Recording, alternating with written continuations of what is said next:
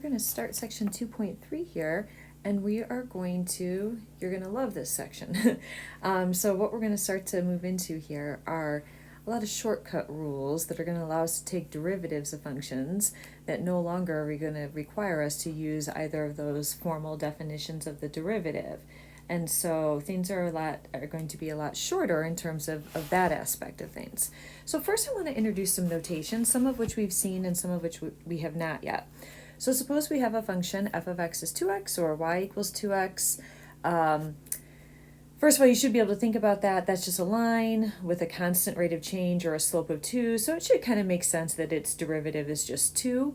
So these are all different notations for the derivative. The prime notation we've seen.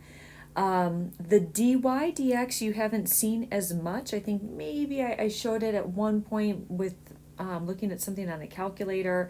I might have mentioned it, but haven't seen what's going to be kind of referred to as the Leibniz notation. So we have two fellows here that are attributed with the early beginnings of calculus, Sir Isaac Newton and Gottfried Leibniz. And so the dy dx is typically referred to as the Leibniz notation.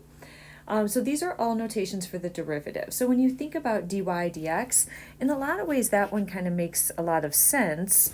If you think about d as being like, so I'm talking about this one right now, if you think about d, difference in y, over d, difference in x, and so just even in those really loose terms, like, oh yeah, that's a slope. It's an idea that kind of makes sense here. So those are more common. The df dx, that one's not as common. Typically, if you're using Leibniz notation, it's dy dx. But you could, and maybe with certain application problems with a function, you might see that. All right, now there's another way. So any of those right now kind of packaged all as one, like y prime all together, is going to be the same kind of just entire package as saying, if I am going to call this y prime, that's the derivative. If I call it dy dx, that entire notation means the derivative.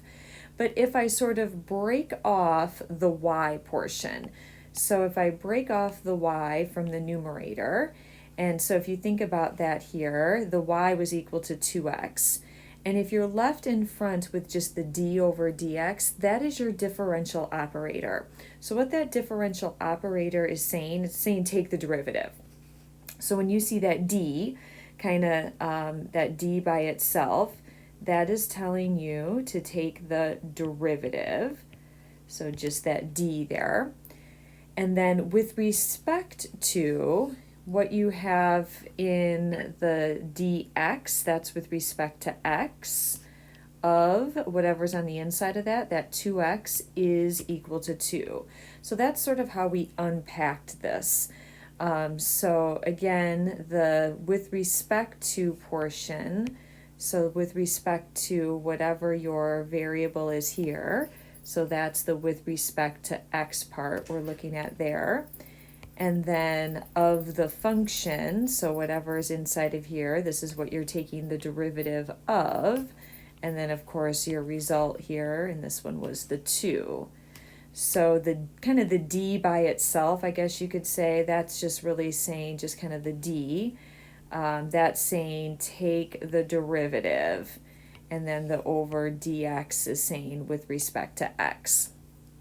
Okay, so the d over dx is your little differential operator. So we're going to use that as we start to state some of our basic derivative rules here. Some of them we might prove, some of them we might give little like just motivations for the proof, and other ones we might just reason our way through. So if you think about the derivative of a constant, we could certainly use the formal definition of the derivative. We could think about this as really just being a constant line. So if you think about y being some function a, this is really just a horizontal line that is going through wherever y equals a is on your xy coordinate plane. And so a horizontal line is going to have a slope or a constant rate of change of 0. So that kind of explains why, I hadn't written it out yet up here, had I? The derivative with respect to x of a constant is just going to go to 0. You also could justify that in almost any of these cases, you can always start, at least initially, thinking about your limit definition. Limit as h goes to 0. Well, f of x plus h here would just be a. There's no place to sub in a variable. Minus f of x is really just a, all divided by h. Well, in this case, if we have our a minus a, we're just going to end up going to 0 in that numerator. So, a lot of these you're going to be able to think about in terms of that limit definition as well. In this case, I kind of like just thinking about this more kind of in words here, just that I'm going to kind of write it out. The rate of change of a constant is 0. Okay, so that makes sense. All right, let's look at the power rule. This is going to be one of the more powerful ones that we're going to be using. And so I'm not going to prove the most general form, but right now I am going to have us kind of really just look at just the example. So let's do proof. We'll kind of say here, proof, let's just say for f of x equals x to the third. Okay, so just for one kind of particular example. So right now, your book's a little different than some other calculus textbooks. Right now, they only prove it for positive integers, but we will roll out the justifications over the next chapter of it actually will extend to all real numbers. But right now, in this section, we're just talking about it for positive real numbers in the exponent there for that power of n. Okay. So let's take a look at our formal definition of the derivative. So remember, this is what we talked about here. So this is the definition of the derivative from section 2.2. So we're going to have our limit as h goes to 0. F of x plus h would be x plus h cubed minus f of x is just x cubed all over h. All right, now, certainly if you try direct substitution at this point, we're going to get an indeterminate form. So what we want to do is we want to multiply out that x plus h cubed, which I have written off to the side up here with the binomial theorem. Certainly with just a binomial cubed, if you didn't remember this, you could just multiply out x plus h times x plus h, FOIL if you want to call it that, and then multiply by another x plus h. That one wouldn't be terrible algebra to work your way through.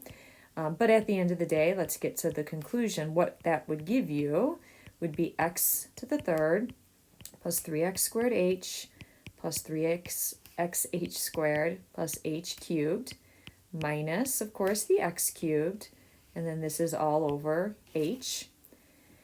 And of course, as often is the case, we get a couple of terms here that go to 0. And this would happen for whatever your x to the n is, by the way. So whether we were starting with an x cubed or an x to the 7th or whatever it is, those two terms would end up dropping out, becoming 0. Then the next thing that would always happen in any of these is what would be left would all be terms that would have an h in them. And so you would get to factor out the h, and then you'd have 3x squared in this case plus 3xh plus h squared. You would factor out the h. That would allow you to reduce with the h in the denominator, and now you would reevaluate. And what would happen every time is the only term that would be left would be the first term, because the second, and in this case the third, but in general I'll just say the remaining terms, whatever you would have, would all have h's in them.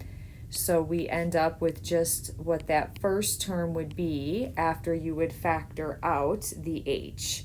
And so in this case, we end up with 3x squared. If we were to show it in general, it would require this general form, this last form of, so this one right here, of the binomial theorem. We'd have to show that in general. The x to the n and the minus x to the n, those first and last terms would go to 0. You would factor out an x, and it would just be a lot of arbitrary representations of these powers. But the same idea would extend to any power of n. So what did we end up with? What's the connection that we really want to make here? And the connection is going to be that your power of your variable, the x to the third, is going to come out in front. And then the power you're going to end up with up in your exponent there, this is going to be always 1 less. So this is always going to end up becoming 1 less than the original power. So you're going to subtract 1. So this is the power rule. Power rule says you're going to bring down the n as a constant multiple, and then you are going to decrease your power of n. Okay, so this, I'll just put in parentheses, extends to all positive integer powers. And it could be shown with the binomial theorem, but with a lot of just arbitrary representation of these powers. Again, later, it will actually extend to all real numbers. This proof right now is only about the positive integers, and that's really all you'll see in terms of this initial section. All right, constant multiple rule. So constant multiples are just going to get carried along. So you're going to be able to carry along that constant multiple and then just take the derivative of your, function of x, or sometimes we'll just write that as k times, and then whatever f prime is. So let's take a look at this, how that would work with our definition of the derivative. Limit as h goes to 0. The f of x plus h would look like k f of x plus h minus the original function, so k times f of x all over h. And so we're going to factor out that k. And so really what we end up with here is, because the derivative is a limit, and we have a property of limits that says that constant multiples get carried along, then it's really by that property of limits that we're allowed to kind of just bring this k out in front of the whole limit. And then what we are left with is the exact representation for f prime. So this is limit as h goes to 0, f of x plus h minus f of x all over h is our definition for f prime. So constant multiples get carried along. All right, the sum and difference rule. So this one I already have written out, again, by the definition of the derivative. You can kind of trace through the algebra. It's just kind of distributing through the negative in the numerator, reordering some terms, breaking things up as a couple of fractions. And when you get done, you end up with taking the limit of a sum as the sum of the limits. And what we learn is that essentially we can take a derivative. What I'm going to say is term by term. So when you have adding and subtracting, you can take your derivative term by term.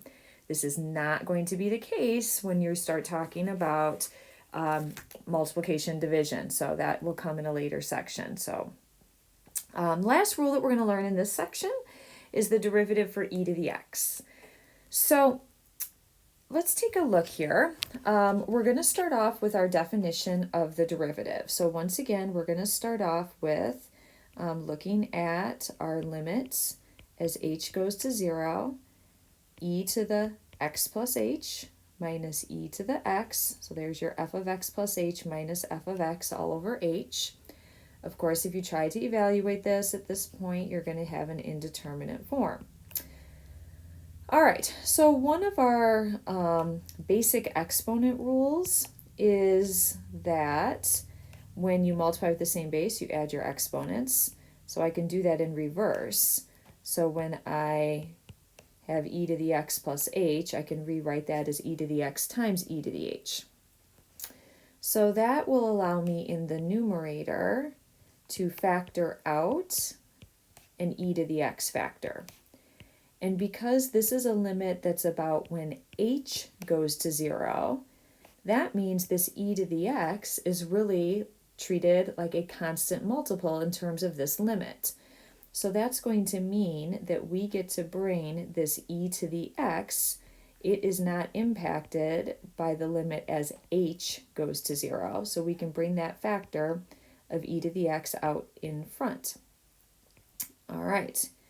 Well, unfortunately, that all starts off super promising, but unfortunately, we're still at a point where if we were to apply direct substitution, we still have this 0 over 0. So what we're going to do is we're going to say, all right, we're going to make a little substitution here. And there's a few different ways that we could approach this. I'm going to start by saying,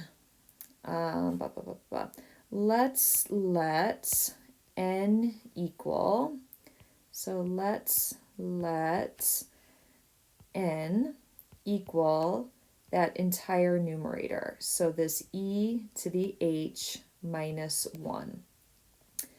So that, of course, would mean I'm going to be able to replace my entire numerator with that n.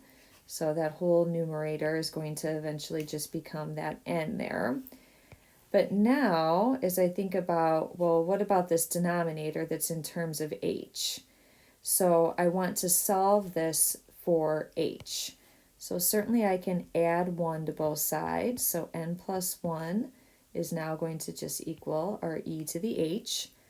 And if you remember how to go from exponential form to log form, or maybe to say this a different way, we could just take the natural log of both sides here, or just think about going from exponential form to log form. And so what we now have is the natural log of n plus 1 is equal to, and natural log of e to the h is just h. So that means my natural log of n plus 1, that is going to be replaced now with this h.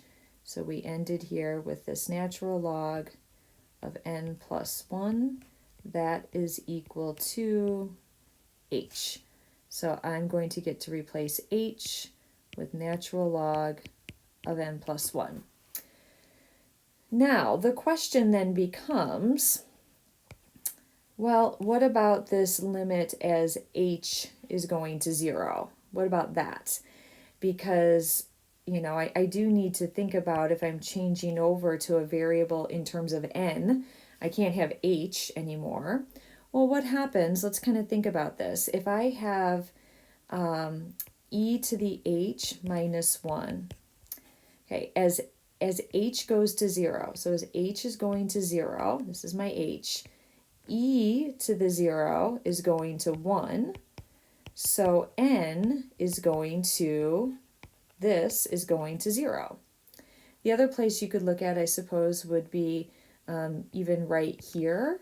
This makes sense. So really what we're saying is h is going to 0 means that n is going to be going to 0. And look at that over here. If n is going to 0, natural log of n plus 1, that's going to go to natural log of 1, and that's equal to 0. And that makes sense because the right-hand side has h going to 0. So obviously all my sloppy work here I'm going to erase.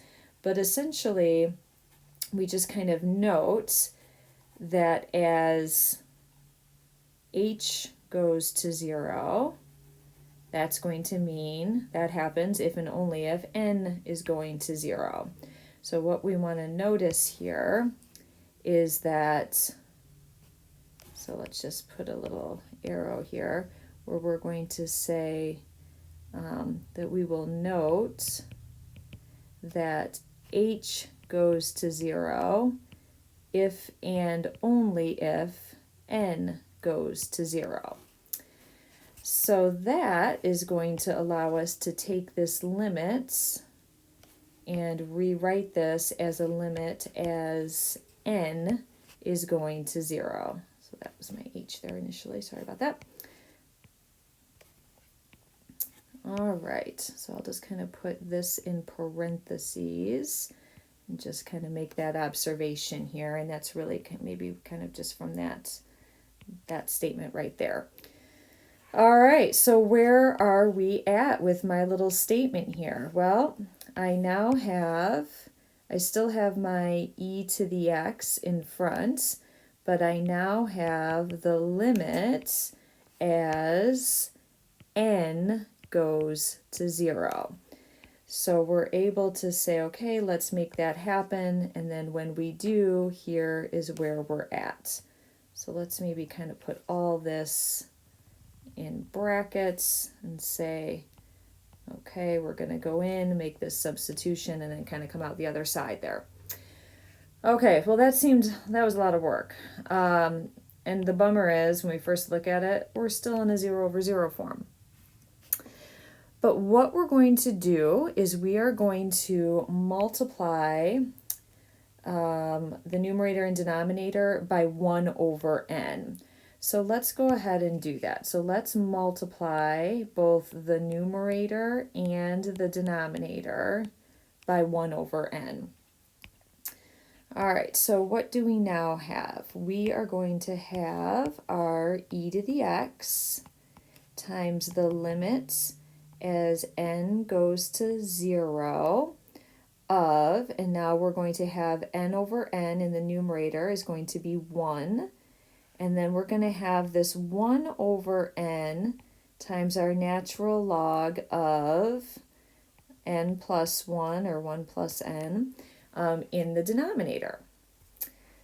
All right, now we have a property of logs that you may remember, I hope you remember, that says that if you have a multiple, you can kind of bring a multiple times a log, you can bring that up as the log of that function raised to that power. So what am I saying? We're going to bring this 1 over n up. So it's going to be natural log of 1 plus n, that binomial to the 1 over n power. And so now something that we have to recall is there are two definitions of e that you've probably, I hope, have seen, but maybe that's about it. You've seen them and haven't had to do much with them other than just kind of note them maybe at some point. So here's what I want us to kind of recall at this point.